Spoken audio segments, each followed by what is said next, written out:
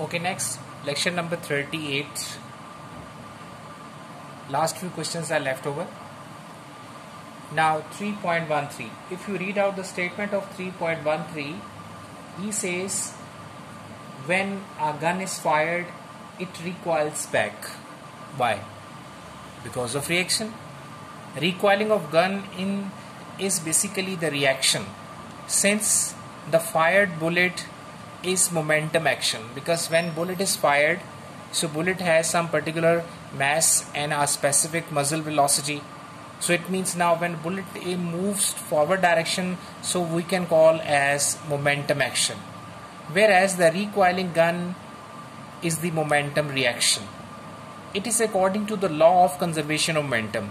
According to this law, we can find out the recoiling velocity of the gun. If you remember, we have done this topic already, in which we have proved the formula for velocity of the recoiling gun. Right? Next, 3.14. In 3.14, he says, describe two situations when force of friction is needed. So there are so many, you can say, places are there where friction is very much necessary. Without friction, we can't do anything.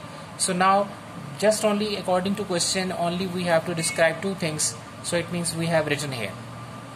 TK, you can read out. Very simple and easy. So I'm not going to explain this one. Next one is 3.15. How does oiling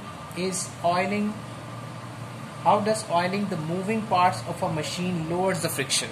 Basically, when we oil the various parts of the machine, which basically runs smoothly, because oil fills the pits. Pits means there are some gaps, or you can say there are some you can say low portion are existing on the surface of any object. Just like if you consider this my hand, you can see this is known as basically pit. So there are so many pits are there. So when you are basically using oil on the surface, so it means basically you are filling up the pits. जिस तरह road के ऊपर आप देखते हैं कि गड्ढे पड़े होते हैं, तो उन गड्ढों के ऊपर जब आप उसको फिलअप कर देते हैं तो ट्रैफिक स्मूथ चलना शुरू हो जाती है. Same like here. So it means now those pits are basically responsible for friction, and cold welds are basically interlocking of cold weld because of pits and bumps basically produces cold welds, and because of these cold welds friction increases. So when you are filling up pits, so it means that you are basically filling up those you can say these kind of places. Okay? So next one is 3.18. So 3.18 says that, now what do you know about the following? So there are few things. Out of them I am discussing about seat belt, because the rest we have discussed already. The last one is seat belts. So the seat belts provide opposite force falling ahead when vehicle is stopped suddenly and the body moves forward due to inertia. आपने देखा होगा कि जब आप गाड़ी drive कर रहे होते हैं और सीट बेल्ट आपने पहना हुआ होता है, सो इट मीन्स कि जब कभी आपको अचानक ब्रेक अप्लाई करना पड़े तो इंसान का बॉडी जो है वो सामने स्टीयरिंग या उसका जो हेड है वो विंड स्क्रीन पर नहीं लगता. So because you let's suppose if you have weird that one, so it means now you can stop this accident.